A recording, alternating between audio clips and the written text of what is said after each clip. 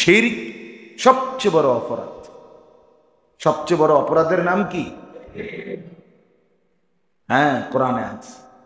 হযরতে লোকমান হাকিম তার সন্তানকে এটা বলছেন, ইয়া বুনাইয়া লা তুশরিক বিল্লাহ ইন্নাশ শিরকা লাযুলমুন আযীম। হে প্রিয় সন্তান, কোনোভাবেই আল্লাহর সাথে শিরিক করো না।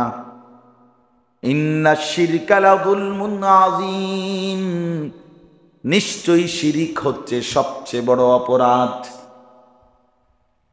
সবচেয়ে বড় অপরাধ। আল্লাহ তাআলা আমাদের নবী, সবচেয়ে কলিজার টুকরা প্রিয় বন্ধু, আল্লাহ আমাদের নবীকে পর্যন্ত বলেছেন, বন্ধু আপনি বন্ধুকে বলি, বন্ধু লা ইন আশরাকতা লা ইয়াহবাতান্না আমালুক, আপনি বন্ধু যদি এক বিন্দু শিরিক করেন, আমি আপনার পুরা জিন্দেগীর সব আমল, সব বন্দিগি এক নিমিষেই নিঃশেষ করে দেব, ফেলে দেব, ছুঁড়ে মারব। কোরআনে বলছে, নবীকে বলছে, রাসূলুল্লাহ সাল্লাল্লাহু আলাইহি সাল্লামকে বলছেন। ওরে বাবা, কথাটা কত ডেয়ারিং। আল্লাহ কোরআনে বলেন, ওয়ালা তাজআল মা'আল্লাহি ইলাহান আখার, বন্ধু আপনি, আপনাকে বলি, আল্লাহর সাথে আর কাউকে বানাবেন না শরীক। যদি বানান বন্ধু, এটা বলতেও কাঁপচুকটা যায় না, নবীকে আল্লাহ বলছে, যদি আপনি আল্লাহর সাথে কাউকে সামান্যতম মিলান, মিলাবে না এটা তো আল্লাহ জানেনি, তবুও বলতেছেন যদি মিলান, ফাতুলকা ফি জাহান্নাম, আপনি বন্ধুকেও আমি জাহান্নামে ছুঁড়ে মারব। আপনি কেডা, আমি কেডা? হ্যাঁ, আহা, মা বোনরা যদি বুঝত, মহিলাদের মধ্যে শিরিকের প্রবণতা খুব, মহিলাদের বিশ্বাস, কথাবার্তা, অনেক শব্দ উচ্চারণের মধ্যে, আহা সাংঘাতিক গ্রামগঞ্জ, অনেক মা বোন আল্লাহর কথা তো শুনেও না, বেড হইতেও তো কিচ্ছু কয় না, বেটা কইব কি তাইতে, বেটা তো বিড়ি খানায় শেষ হয় না, এদের বাতে তো শেষ হয় না, দুনিয়ার লোভে তো শেষ হয় না, বলবি কি? মহিলাদের অনেক কথাবার্তার মধ্যে শিরিক আছে, বুঝছেন? আমলের কমতি ঘাটতি আল্লাহ চাইলে মাফ করে দিবে, কিন্তু শিরিক নিয়ে কবরে গেলে মাফ করবে। শিরিক থেকে মাফ পাওয়ার মাধ্যম একটাই, এখানে এখন হায়াতে থাকতে, জীবিত থাকতে তওবা করে এটার থেকে প্রত্যাহার করে নিজের ঈমান ঠিক করা। মনে করেন আমি আমার নামাজ, কথার কথায় আমার হায়াতের মনে করেন 100 ওয়াক্ত নামাজ ছুটে গেছে, তো আমি এই গুনাহটা নিয়েই কবরে গেলাম, তো এইটা আল্লাহ চাইলে মাফ করে দিতে পারে, বুঝছেন আমার কথা? কিন্তু শিরিক, আমি যদি ওই শিরিকটার অবস্থায়, মানে আমি বুঝিয়ে নাই আমার শিরিক, আমি তওবাও করি নাই শিরিক থেকে, এই অবস্থায় যদি কবরে যায়, আল্লাহ তাআলা ওইটা আর কোনোদিন মাফ করবে না। মুশকিলটা তো এটা, ফ্যাসটটা তো এটা, বুঝছেন আমার কথা? ইন্নাল্লাহা লা ইয়াগফিরু আন ইউশরাকা বিহি, তো কোরআনের আয়াত স্পষ্ট, নিশ্চয়ই আল্লাহ মাফ করবেন না তার সাথে শিরিক করলে।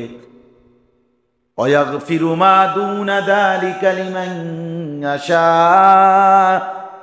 আল্লাহ বলেন শিরিক ব্যতীত বাকি যা আছে আল্লাহ যাকে ইচ্ছে করেন তার সব গুনাহ মাফ করে দিবেন, কিন্তু শিরিক মাফ করবেন না।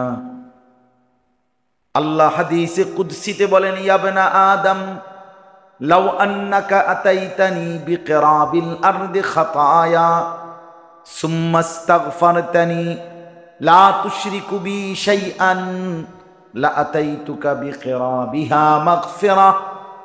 আল্লাহর নবী বলেন, আল্লাহ বলেছেন, হে আমার বান্দা, জমিনের মধ্যে যত পরিমাণ বালুকণা আছে, এই পৃথিবীর মধ্যে যত বালুকণা আছে, কত? এই পৃথিবীর বালুকণা হবে 10 লাখ, 10 কোটি। ওমা কয় কি, ডেজার দিয়া যে বালু হালায়, 10 শতক জমির বালু সামনে গণের না, আমনে সামনে ব্যাড হইলে আপনি গণেন, মাফে না গুনতের গুনি, মানে কয় স্কোয়ার ফিট হয়েছে মাফে না। বালুটা কয়টা বালু, বালু কণা সম্ভব? আল্লাহ বলেন, বান্দা, জমিনের সমস্ত বালুকণা পরিমাণ গুনাহ নিয়েও যদি তুমি আমার কাছে আসো, আর যদি আমি আল্লাহর কাছে মাফ চাও, তবে শর্ত হলো লা তুশরিকু বি শাইআন, আমার সাথে শিরিক করো নাই। আমি আল্লাহ তাইলে ওয়াদা দিলাম, সম পরিমাণ মাগফিরাত নিয়ে আমি তোমার কাছে আসব। গুনাহ যদি হয় বালুকণা পরিমাণ, মাফ করে দেব। শর্ত কি? শিরিক মুক্ত হইতে হবে। শর্ত কি? শিরিক মুক্ত হইতে হবে। এই জন্য আপনাদের কাছে অনুরোধ করছি, কখনো অনেক শেখার বাকি, আপনাদের জানার বাকি, দিন শিখতে হয়, দিন শিখে। প্রতি মাসে একদিন ইসলাহি মজলিস করেও শেষ হবে না, প্রত্যেক জুমার বয়ান শূন্যও শেষ হবে। দিন অনেক ওসিয়া, প্রশস্ত। সূরা রোম, রোম একটা এলাকার নাম, ইতালির রাজধানী এখন যেটাকে বলে। মূলত আমাদের প্রিয় নবী সাল্লাল্লাহু আলাইহি ওয়াসাল্লামের জামানায় পৃথিবীতে দুইটা সবচেয়ে বড় সুপার পাওয়ার, পরাশক্তি, ক্ষমতাধর সাম্রাজ্য ছিল। এই একটা হলো রোম সাম্রাজ্য খ্রিস্টানদের, আর একটা হলো পারস্য সাম্রাজ্য, এটা হলো অগ্নিপূজক কাফেরদের, যারা আগুনের পূজা করত। ছেলেরা, তোমরা ওয়ালের মধ্যে হেলান দিয়ে বসো না, এই যে মসজিদের সাইডে হেলান, এই জমিদারের মতো বসো না, এটা মসজিদ, তোমার তামসার জায়গা না। বসে বসে ওয়ালে হেলান দিয়া মোবাইলে ছবি উঠাইতে,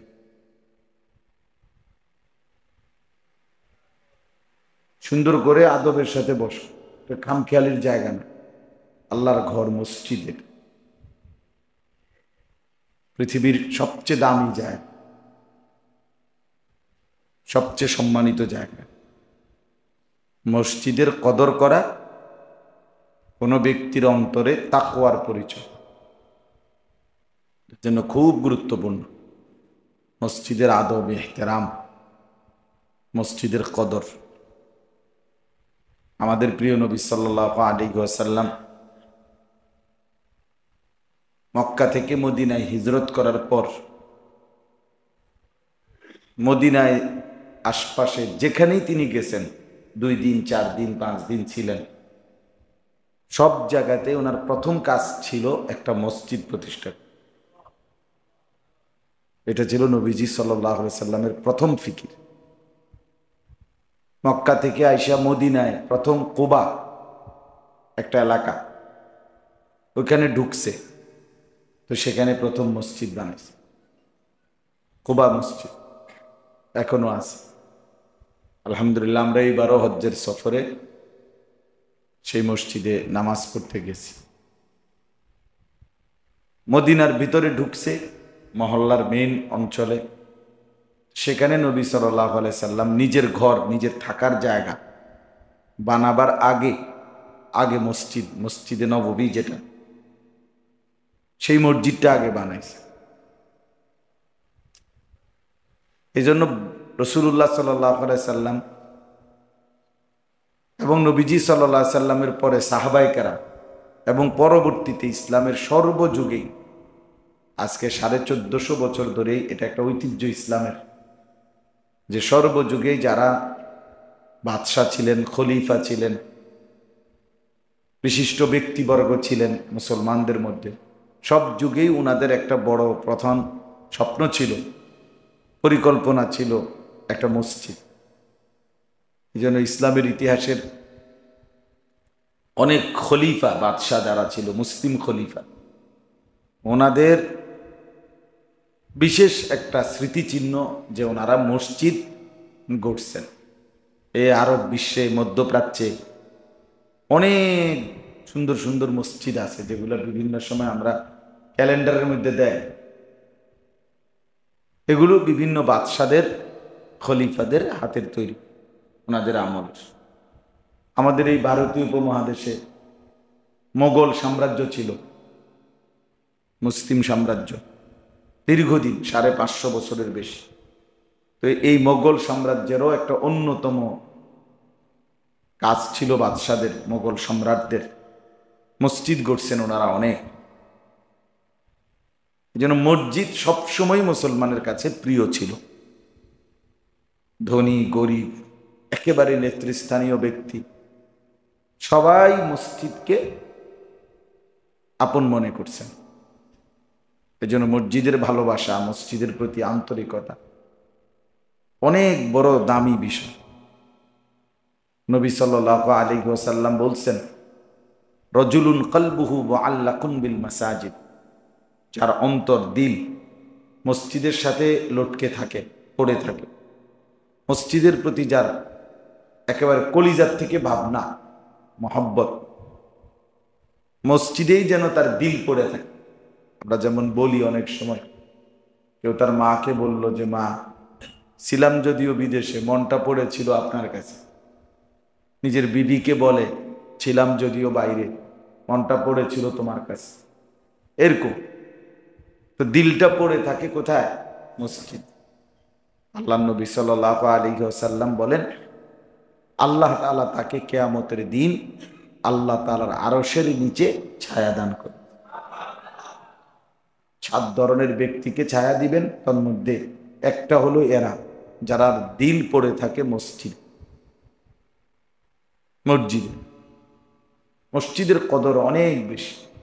কোরআন শরীফের সূরা তাওবার মধ্যে আল্লাহ তাআলা কোরআনুল কারীমে সরাসরি মসজিদের, নবীর হাতে গড়া মসজিদের প্রশংসা করছে। লা মসজিদুন উসসিসা আলা তাকওয়া। আল্লাহ তাআলা বলেন, এটাই সেই মসজিদ আমার বন্ধুর হাতের বানানো, যেটা প্রতিষ্ঠিত হয়েছে তাকওয়ার ভিত্তিতে, আল্লাহ ভীরুতার ভিত্তিতে। এই মসজিদের কদর করা যায়। ইন্নামা ইয়া'মুরু মাসাজিদাল্লাহ মান আমানা বিল্লাহি ওয়াল ইয়াউমিল আখির ওয়া আকামাস সালাহ। আল্লাহ তাআলা বলেন, নিশ্চয়ই তারাই মসজিদ আবাদ করে যারা আল্লাহ এবং আখিরাতের প্রতি ঈমান রাখে, 5 ওয়াক্ত নামাজ পড়ে, হিসেব করে বছর শেষে যাকাত দেয়, এবং ওয়ালাম ইয়াখশা ইল্লাল্লাহ, আল্লাহ ছাড়া আর কাউকে ভয় করেন। আল্লাহ তাআলা বলেন, ফাআসা উলাইকা আন ইয়াকুনু মিনাল মুহতাদিন, আমি আল্লাহ তাআলা তাদেরকেই হেদায়েত প্রাপ্তদের অন্তর্ভুক্ত করে দেব। এই যে মসজিদের প্রতি সবসময় আন্তরিকতা থাকা চাই। সব কোরআন সুন্নাহর মধ্যে অনেক আপনার সুন্দর সুন্দর কথা মসজিদের গুরুত্বের প্রতি আছে। মুফতি শফি রহমাতুল্লাহর একটা বই আছে, কিতাব আদাবুল মাসাজিদ, মসজিদের আদব সমূহ, বাংলা আছে, কিনা দিয়ে, ওই মসজিদের জন্য কিনা দিয়ে, ছোট্ট বই, খুঁজে নিবা, এই নামে এটা, বাংলাও এটা না, আদাবুল মাসাজিদ। কিনে তালিম করতে দিবেন, একটু একটু করে শোনাবেন কখনো কখনো, 1 লাইন 2 লাইন, তাহলে মুসল্লিরা মসজিদের আদব শিখবে। জুমার দিনে কোনো এক ফাঁকে ওই কিতাব থেকে একটু তালিম করে শুনাইলেন, ফায়দা হবে। মুসলমানের ছেলে ভুল হবেই, সেটা কোনো দোষের কিছু না, শুধরাইয়া দেওয়া উচিত, উচিত না বলেন? আমি বললাম, এখন তো ছেলেরা হেলাম ছেড়ে দিচ্ছে, এতে কি ক্ষতি কি হয়েছে এদের? কিন্তু লাভ হয়েছে। লাভ হয়েছে কিনা, আমাদের সমাজের একটা বড় মানসিকতা এখন, যে কেউ কাউকে কিছু শুধরাইতে চায়। ছেলে নষ্ট হয়ে যাইতেছে, বাপে মাতেও, মায় মাতেও না, কেউ কিচ্ছু। বুড়া মানুষটাকে অসৎ, বুড়া মানুষ যারা হেরা দেয়, এই যে বইয়া রয়েছে, কেন বসে রয়েছে, কি করে হেতারাও, অধিকাংশ রাগ হওয়ার কিছু নেই। এটাই বেশিরভাগ মুরব্বীদের বর্তমান আখড়া। বসে বসে চা খায়, বন খায়, কেউ বিড়ি খায়, টেলিভিশন চায়, চা দোয়ানে গপ মারে, এই এই কাম। এমনি আলগা কোনো কোনো কোনো ফিকির বলতে জান চলে না, শরীর চলে না, লড়ে না। হ্যাঁ, এই এক ধরনের নির্জীব, নিষ্ক্রিয়, মানে অসর। এই কিন্তু আল্লাহর রহমতে খানা 3 বেলা ঠিক আছে। মাশাআল্লাহ, খানা খানা 3 বেলা ছাড়াও আপেল, মালটা, আপনি বুট মুড়ি, পেঁয়াজু, আলুর চপ, চা, বিস্কুট, চানাচুর, জিডা দেন আল্লাহর রহমতে অল্প অল্প করে লোক খাই। বুঝেন নাই? খানা মাশাআল্লাহ বন্ধ নাই, না এইখানে কোনো অসুবিধা নাই। আর যদি বলেন যে 90 বছর হইয়া গেছে, কানে কানে শুধু যদি যাই এখন যে জমি বেচুন 2 শতক, কিনবেন? হ্যাঁ কিনবো, কিনবো। একেবারে হাসপাতালের আইসিইউতে যদি থাকে, ওইখানেও যদি আপনি কানে কানে গিয়ে বলেন যে যেটা বাড়ির লগে দিয়ে ফুবি দিয়া 2 শতক ছেড়ে দিব, লইবেননি? যেটা সুস্থ হয়ে যাবো দেখবেন একদম। হারে মানে লমুনি মানে খামখেয়ালি আসলে চাচা, এটা উচিত না। একটু একটু করে বলা উচিত, অল্প অল্প করে বলা উচিত। ছেলেদেরকে না শুধরাইলে কে শুধরাবে? নিজের সন্তান, নিজের নাতি, নিজের নাতনি, এদেরকে শুধরাই দেবে কি? বলেন না। একটা বাচ্চা, তাকে মানুষ, মহিলারা ছোট্টবেলায় প্রথম নিজে ধীরে ধীরে তারে পেশাব করে, বাথরুমে পেশাব করা, পেশাব পায়খানার পরে পানি ব্যবহার করা, আস্তে আস্তে অভ্যস্ত করায়, শিখায়, 2 বার 3 বার ধমকায়, ফিডা দেয়। এমনি এমনি এক সময় বাচ্চাটা অভ্যস্ত হয়ে যায়। তাইলে যে কোনো কিছুই মানুষ শিখাইতে হয়, বলতে হয় না। আমাদের হালাত হলো ছেলেকে ছেলের হাতে ছেড়ে দিস, ওই ওর মতো নিজে নিজে বড় হইতেছে, নিজে নিজে অনাদরে, অযত্নে, কারো তদারকি নেই। 12 বছরের ছেলে, তার চুলও শয়তানের মতো। এই পোলাটার লোক কি তার বাপ পারে না? একটা সোজা যুক্তি দেখাও না বলে। 12 বছরের একটা পোলা, তার চুলও আপনার কাফের, বেঈমান, মুশরিক, কোনো ফুটবল খেলোয়াড়, ক্রিকেট খেলোয়াড়ের মতো, অথবা কোনো শয়তানের মতো। তা আপনি কি তার লোকও পারেন না? আপনি কি বেড হইতেলেন? দেখুন কত হইল মেয়ে। তার মা কি এই বাচ্চাটার লোকও কুলাইতারে না? হেতু তো বলে আচ্ছা তাকে 18 বছর হইতে গারফাক দেয়, এই এর সমস্যা কি? 10 বছরের ছেলেটার কি সমস্যা বলেন? 2-3-তে পরে হয়তো ফ্যাশনেবল। আপনি 10 বছরের বাচ্চাটা সারাদিন বসে বসে মোবাইল টিপে, আপনি তারও শুধরাইতে পারেন না, তো আপনি এত এরুম আকামলা হইলে মানুষ তারে দিয়ে হবে কেন? 10-12 বছরের বাচ্চাটাও নষ্ট হয়ে যেতেছে, এরপরও মাতে না। আশ্চর্য, মানে কি বুঝ, কি বিবেক! মহিলাদের বুঝে কি পুরুষদের বুঝ? ঘন্টার পর ঘন্টা বাচ্চার হাতে বড় মোবাইল দিয়া নিজে রান্না বান্না, সাজগোজ, গুড়াগাড়ি, কথাবার্তা, ওই লগের হে ঘরের বেডির লগে, শাশির লগে, ভাবির লগে গপ মারতে আছে, কথা বলতে আছে। বাচ্চা বসে বসা মোবাইলে ছবি দেখতেছে, গেমস খেলতেছে, নাটক দেখতেছে, কার্টুন দেখতেছে। আহা, আপন সন্তান নষ্ট হয়ে যাচ্ছে, আপনি বসে বসে পাশের ঘরে ওই ঘরের ভাবির লগে এই যে গল্প শুরু করছে। কি গল্প? ফালতু কথা, এই কাপড়, শাড়ি, গহনা, 3 পিস ইতানের কাহিনী আর কি। মানে কেমনে কিনছে, কেমনে আনছে, আজে বাজে কথা। 1000 কথা শুনলেও দেখবেন কোনো দরকারি কোনো কথা কিচ্ছু নেই। এই জন্য বললাম আসলে শুধরাইতে হয়, এটা উচিত।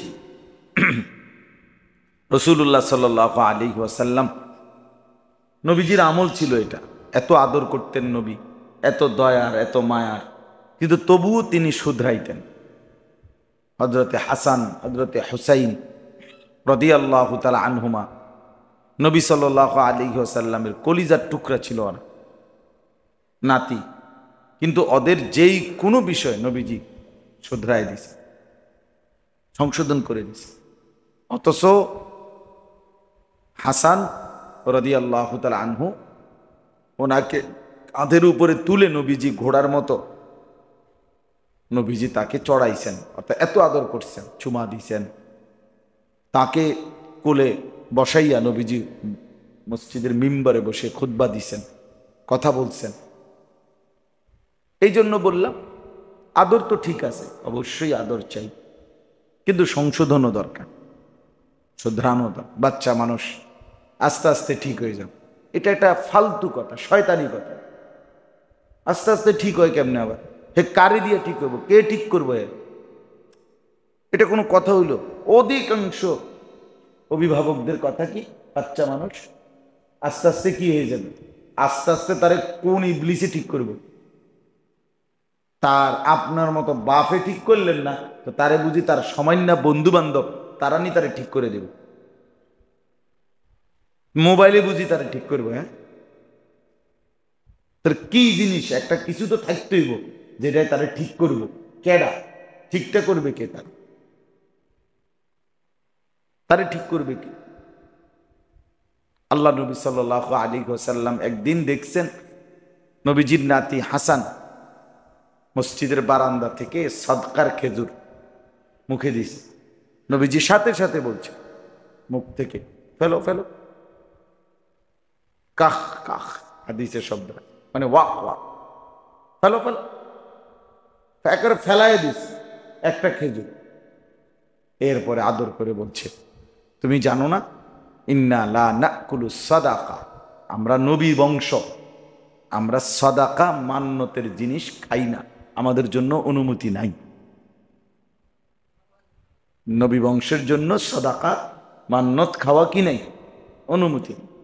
শিখাই দিস, শুধরাইয়া দিস। তাইলে প্রয়োজনের মুহূর্তে কি করে দিছে? শুধরাই। অথচ যদি বলতো বাচ্চা মানুষ, একটা খেজুর নইলে মুখে দিছে, আমি ঘরের থেকে আরো 2টা খেজুর এনে দিই, 10টা খেজুর এনে দিলেই কি? আরব দেশে তার খেজুরের সমস্যা নাই, অভাব নাই। তাইলে 10টা খেজুরও যদি আইনা বারান্দার বাকি খেজুরটির লগে দিয়া দেয়, একটার বদলে অসুবিধা কি? অসুবিধা হইল এই বাচ্চা তো আর শিখলো না, আদরে দেখানো হইল, কিন্তু সংশোধন তো আর। অধিকাংশ বাচ্চা নষ্ট হয়ে যাচ্ছে, ছেলে পেলেদের চলাফেরা, চেহারা, সুরত একদম এলোমেলো। মূল কারণ মা বাবা এবং এই ঘরের মানুষগুলোর সীমাহীন গাফলতি। আপনারা জানেন না, এমনি বললাম, মনের দুঃখে বললাম আর কি কথা, খুব সাংঘাতিক। আরে মাদ্রাসার অবস্থা হইল, আমার মাদ্রাসাতেও তো আলহামদুলিল্লাহ 450 ছাত্র, 30 জন স্টাফ, আলহামদুলিল্লাহ। এই 450 ছাত্রের মধ্যে সর্বোচ্চ 70-80 জন অনাবাসিক এলাকা, আর বাকি সব বোর্ডিং এ থাকে। 370-80 জন গড়ে, তাহলে প্রায় 450 ছেলে বোর্ডিং এ খায়। তা আমি তো দেখি, শুনি, যে কদ্দূর দেখি, আমি তো পুরা টাইম থাকি না। আশ্চর্য হইল, বাচ্চার প্রতি এমন আহ্লাদ দেখায় অভিভাবক শুধু শুধু, যে মনে হচ্ছে যেন অভিভাবকের আর ওস্তাদ মানে 2 জন যেন সম্পূর্ণ 2 মেরু। অভিভাবকদের এই আহ্লাদ এর কারণে সন্তান আলেম বানানো, দিনদার বানানো কঠিন হয়ে যাচ্ছে। বিশ্বাস করেন, আমার এটা অভিজ্ঞতা। সরজমিনে রাতের 1:30 বাজে, মনে করেন রাত 1:30 বাজে, বাচ্চা এই কত 12 বছর হইব, তার হাতে একটা ঘড়ি। এটা হুজুররা দেখছে, এটা ঘড়ি, হুজুররা তো জানেও না, কিন্তু রাত 1:30 বাজে হে আরো 3-4 জন বাচ্চা নিয়ে, মূলত এই ঘড়ি, এটা মোবাইল, এটা ঘড়ি না, এটা বইয়ে বইয়ে দেখে। আচ্ছা কোন তো কত বড় দুষ্ট, চিন্তা করে দেখেন। এখন অভিভাবককে জানানোর পরে উনি যে এটা যেটা কোনো অসুবিধা, এটা যে আমার মাদ্রাসার পরিবেশকে ক্ষতি করলো, এটাকে সে কোনো বিষয়ই মনে করে, ওনারা কোনো এটা সমস্যাই মনে করে।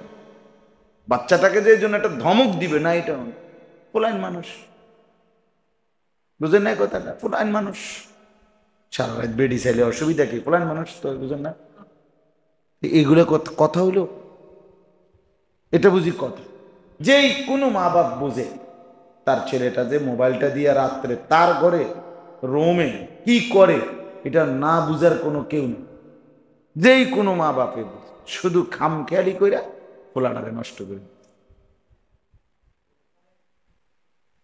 আমার একজন ঘনিষ্ঠ মানুষ, আপনজন, আরো আগে 10-12 বছর আগে, সে বিশ্বকাপ ক্রিকেট না জানি ফুটবল খেলার সময় একটা ছোট্ট টেলিভিশন কিনে আনছে, পিচ্ছি কিনা রাত্রে বালিশের তলে দিয়ে এটা বয়ে বয়ে খেলা চাইতো, মানে খেলার খুব ফুক ছিল। পরে আমি যেমনি হোক এটা টের পাইছি বাসায় যে হে খেলাটা দেখ। পরে আমি আসতে হে গেছে কোনখানে বালিশের তলে, এটা তো ছোট্ট টেলিভিশন এর দূরে, এরপরে যাওয়ার পরে এটারে বাইঙ্গা একেবারে গুঁড়া গুঁড়া করে পাউডার বানাই দিচ্ছে, বাইঙ্গা বানা এ করে, এরপরে একটা কি যেন এই ছোট ঝুড়ির মতো কি একটা মধ্যে নিয়ে তে আইসা, তো আমি বললাম যে দরডি দূর বাইরে হালাই দিয়া ময়লার ঝুড়ির মধ্যে যে ভাঙ্গা ভুঙ্গা এটি, বুঝেন না কথাটা? তার হাতেই দিছি যে এদিকে দূর হালাই দিয়ে বাইরে হালাই, কে বুঝছে এটি কি হালাতে দিছে। কথাটা বুঝছেন না? হ্যাঁ হ্যাঁ, এটা জরুরি মিয়া, জরুরি। আমাদের নোয়াখালীর একজন ভাই, আলহামদুলিল্লাহ, একবার উনি বলছেন এ আল্লাহর ভয় দিলের মধ্যে আসছে। একদিন রাত্রে বিবি বাচ্চা ঘুমাইছে, নিজ ঘরের রঙিন টেলিভিশনটা নিয়ে ছাদের উপরে ভাইঙ্গা গুঁড়ো করে নিয়েছে, ওইটা সবগুলোরে একসাথে সুন্দর করে ফেলাই দিছে দূরে। সকালবেলা বউ বাচ্চা টেলিভিশন খুঁজে, উনিও খুঁজে টেলিভিশন খুঁজে, তারপরেও খুঁজতে আছে ডান্ডা দিয়া, কেউ টেরই পাইছে না টেলিভিশন কই গেল। এখন যে খুঁজে হেই তো ভাঙছে, হে না করলে এটা কই ভাইব খুঁজছে। তার মানে বুঝাইতে চাইলাম যে হিম্মত না করলে, চেষ্টা না করলে সন্তান মানুষ হয় না, মানুষ হয়, এটা নিয়ম। ওয়ানাফসি ওয়ামা সাওয়াহা ফাআলহামাহা ফুজুরাহা ওয়া তাকওয়াহা। কোরআনে আল্লাহ বলছে প্রত্যেক মানুষের অন্তর, প্রত্যেক মানুষের চাহিদা, মনের চাহিদা, বিশ্বাস করেন আপনাদেরকে বলি, প্রত্যেক মানুষের, জওয়ান বুড়া, প্রত্যেক মানুষের মনের চাহিদা তাকে প্রথম গুনাহের প্রেরণা দেয়। গুনাহ প্রত্যেক মানুষের চাহিদার প্রথম হলো কি? ফাআলহামাহা ফুজুরা ওয়া তাকওয়াহা। এরপরে গুনার এই চাহিদা, এইটার উপরে ফাঁড়া দিয়া, হাড়ের মধ্যে ফাঁড়া দিয়া এরপরে গিয়া নেক কাজ করতে। দিল প্রথমেই নেক কাজ করতে চায়, দিল প্রথমেই দান করতে চায় না, জোর করে দিতে হবে। দিল প্রথমেই ফজরের নামাজে আগে আগে উঠতে মন চায় না, জোর করে উঠতে হবে। কথা বুঝছেন না? মানুষের মন জামু আরে আচ্ছা জান না, আজ সবসময় তো জামাত দৌড়ি, আজ ভালো লাগতেছে না, এই প্রত্যেক মানুষের দিল প্রথমেই তাকে ফাআলহামাহা ফুজুর, ফুজুর মানে গুনাহ, পাপ, গুনার দিকে ডাকে। এই জন্য যখন কেউ নিজের মনের চাহিদাকে ছেড়ে দেয়, মনের চাহিদার উপরে আল্লাহর বিধান, কোরআনের বিধান, রাসূলের বিধান, ইসলামের কোনো শাসন, মা বাবার কোনো নজরদারি, অভিভাবকের পাহারাদারি, কারো কোনো হুকুম, সব বন্ধন থেকে যখন সে মুক্ত হয় তখন সে নফসের গোলাম, মনের চাহিদার গোলাম। আর তখন এই নফসের চাহিদা, মনের চাহিদা, এই গোলাম হয়ে যায়, তখন ওইটাই তাকে তার মন মতো যা ইচ্ছা তাকে ঘুরা, কখনো খাড়াইয়া মতে, কখনো বইয়া মতে, কখনো আঁটতে আঁটতে মতে, কখনো দাঁড়াইয়া খায়, কখনো ডান হাতে খায়, কখনো বাম হাতে খায়, কি খায়, কেন কি করে, দাঁড়াইয়া রইছে কেন, হাসতেছে কেন, বসে রইছে কেন, আড্ডা দিতেছে কেন, কিচ্ছুর আর তখন কি থাকে না, নিয়ন্ত্রণ।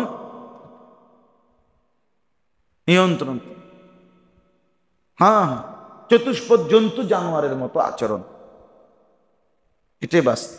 এই জন্য মনের চাহিদার উপরে নিজেকে ছেড়ে দিতে নাই। আমার মনে চাইবেই, আমার মনে চাইবে, নারী দেখতে মন চাইবেই, একেবারে 90 বছর না 900 বছরের বুড়া, তারও শাহওয়াত চলে যায় না। একেবারে রিয়া আমল করতে করতে করতে যদি সে কাবাগরের ছাদে বইয়েও কি করে, নামাজ পড়ে, তারপরও ভিন নারীর প্রতি আকর্ষণ এটা থাকবেই। লা তাবদীল লি খালকিল্লাহ। আল্লাহ তাআলা মানুষের ভেতরে যে যোগ্যতা দিয়েছেন, এই যোগ্যতা আল্লাহর এই সৃষ্টি বদলায়।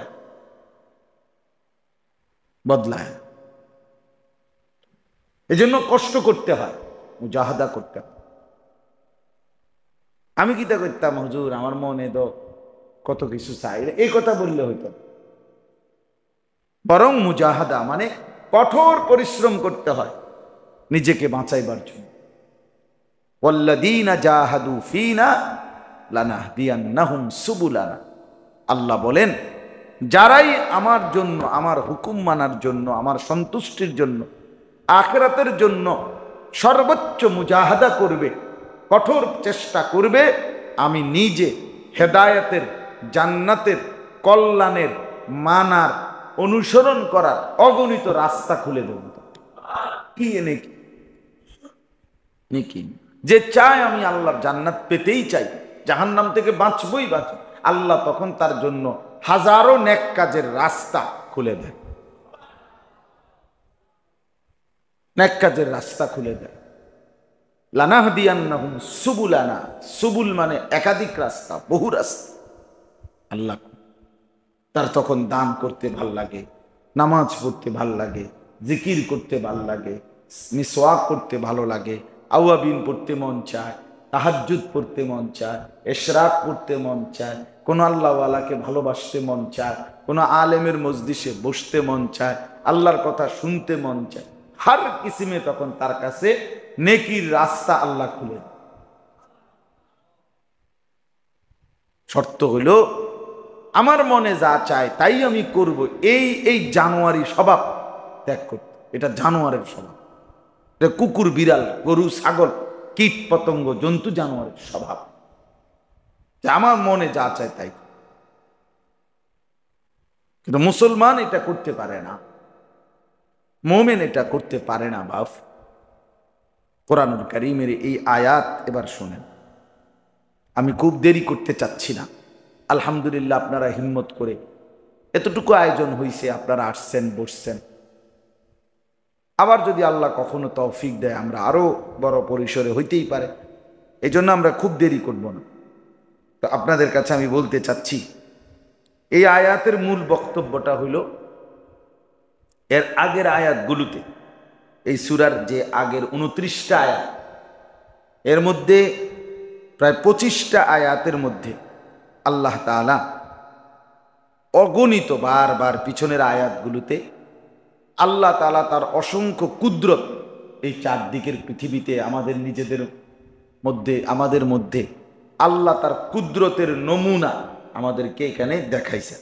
এখানে এই আয়াতগুলোতে আছে অনেক আল্লাহর কুদরতের বর্ণনা আছে, যে আল্লাহর নিদর্শন, যে বান্দা এটা দেখো আমারে চিনবা, ওটা দেখো আমারে চিনবা, ওটা দেখো আমারে চিনবা।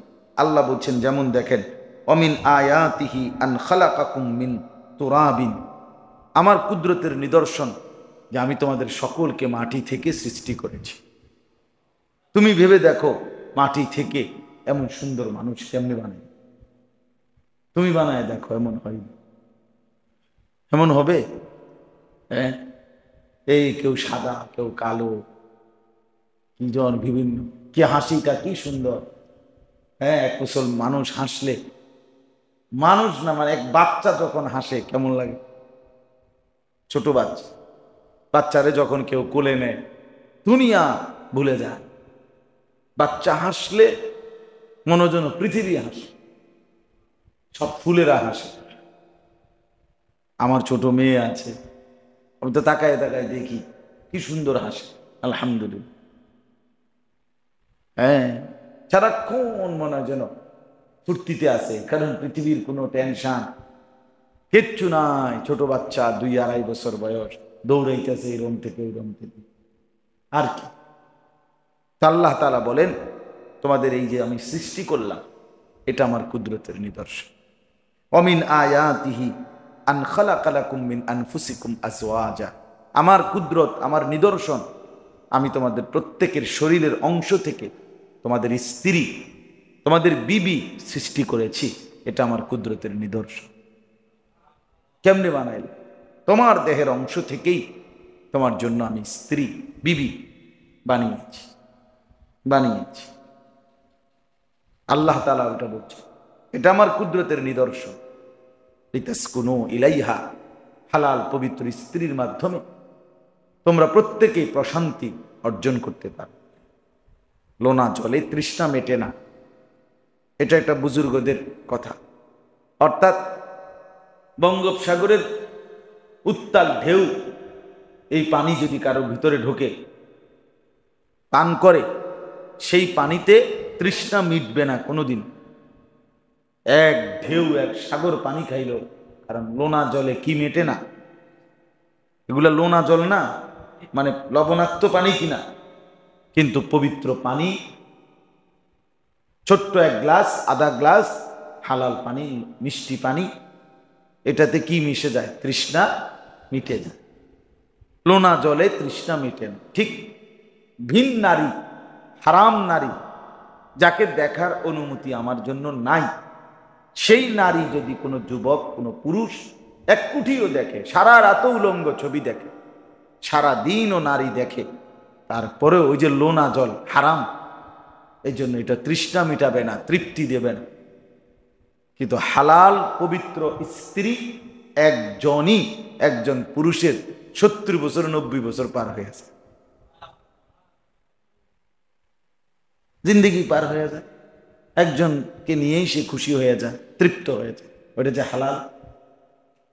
হালাল এক সাগর মদ যদি কেউ পান করে, তার তৃষ্ণা নিবারণ হয়, তৃপ্ত হয় না।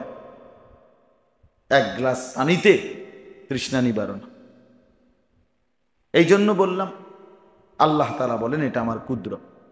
এরপরে দেখেন আল্লাহ তাআলা বলতেছেন অমিন আয়াতিহি খালকুস সামাওয়াতি ওয়াল আরদ, এই যে আসমান এবং জমিনের সৃষ্টি, এটা আমার কুদরতের নিদর্শন। দেখো এত বড় আসমান কে বানিয়েছে, এই বিস্তীর্ণ জমিন কে বিছাইছেন, দেখো না বান্দা, কত বছর থেকে, হাজার হাজার লক্ষ বছর থেকে এই আসমান মাথার উপরে আছে, অথচ কোনো নড়চড় নাই, ভেঙ্গে পড়ার কোনো নাম নাই। আল্লাহ বলেন এটা আমার আল্লাহর কুদরতের নিদর্শন। এরপরে আল্লাহ তাআলা বলেন ওয়াখতিলাফু আলসিনাতিকুম, তোমাদের একই রক্ত মাংসে মাটি দিয়ে গড়া মানুষ, কিন্তু তোমাদের এই যে ভাষা ভিন্ন ভিন্ন, এটা আমার কুদরতের নিদর্শন। এখানে আপনারা বুঝতেন না, আমরা হজে ওমরায় যাই, যে এইবারও হজে, মানে আমার খুব মজা লাগে এটা দেখলে। আল্লাহর ঘরের চারদিকে মনে করেন পৃথিবীর 70, 80, 100 দেশের মুসলমান তাওয়াফ করে, ঘুরে। তো এরা যার যার পরিচিত লগেই তো হাঁটে।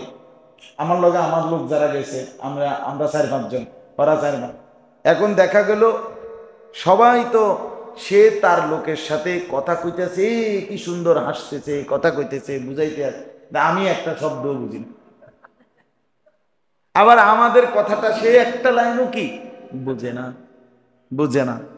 তা আল্লাহ তাআলা বলেন এই যে ভিন্ন ভিন্ন ভাষা, এটা তো আমার কুদরতের নিদর্শন। একই মানুষ, চোখ, নাক, কান, জবান, জিহ্বা, ঠোঁট, দাঁত সব একরকম, কিন্তু অথচ ভাষাগুলো কি কি ভিন্ন ভিন্ন। এটা আল্লাহর নিদর্শন। আলওয়ানিকুম, আল্লাহ বলে এই যে ভিন্ন ভিন্ন রং, কেউ সাদা, কালো, ফর্সা, এখানে মাতাফের মধ্যে তওয়াফের জায়গায় দেখা যায়, মনে করেন ডাইন পাশের জন একদম সুন্দর আরবের মানুষ, ওমা এই পাশের বেটা লম্বা আফ্রিকান কালো, একদম নিগ্রু কুচকুচে কালো, সে বেটার হাঁটে যেন মনে হয় হাতি, জেন দিয়ে গেছে কিলিয়া। আফ্রিকান হাজি যারা বড় বড় বিশাল, এখন সামনে কেউ খেলা দিবে না, এদের কোনো সারা শব্দও নাই। মাশাআল্লাহ, খুব ইবাদত করে। এই যে কালো যারা না, আফ্রিকার খুব বন্দেগী, সবচেয়ে বেশি ইবাদত করে, সারাক্ষণ কোরআন পড়ে, কালো একদম, কিন্তু আসলে মানে দাঁত এগুলা মনে হয় যেন একেবারে স্বর্ণ দিয়া বাঁধাই করা, মানে এত সুন্দর হাসি, হাসলে খুব সুন্দর, চমৎকার। তো বলতেছিলাম আল্লাহ তাআলা বলেন এগুলো আমার কুদরতের নিদর্শন। এরকম অনেকগুলো এখানে